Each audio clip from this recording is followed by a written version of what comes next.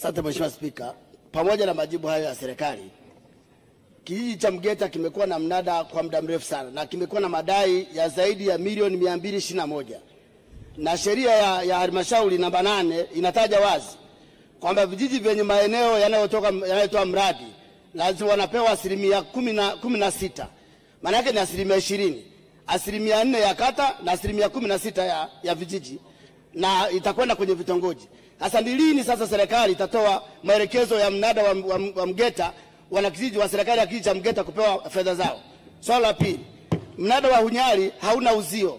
Ni lini sasa serikali itajenga uzio kwenye mnada wa Hunyari? Mheshimiwa Waziri.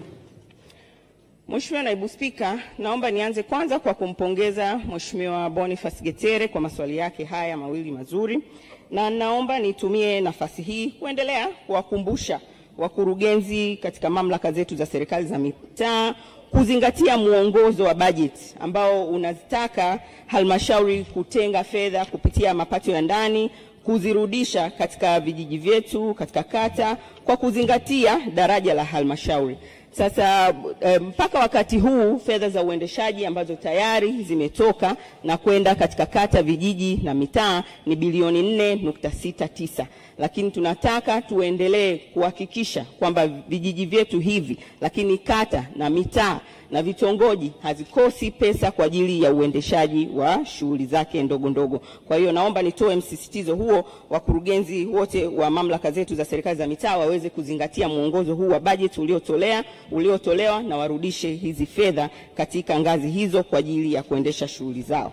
Lakini kuhusiana na hii pia maelekezo haya yanaenda pia katika kijiji cha Mgeta na chenyewe kiweze kupelekewa fedha kinachostahili kwenye kijiji hichi. Lakini kuhusiana na eneo la mnada wa Unyali, naomba pia nitumie nafasi hii kwa niaba ya Waziri wa Nchi, Ofisi ya Rais TAMISEMI, kumwagiza mkurugenzi wa halmashauri aweze kuweka katika mipango na bajeti kupitia mapato ya ndani ya halmashauri ili waweze kuona namna gani wanajenga uzio katika eneo hili la mnada.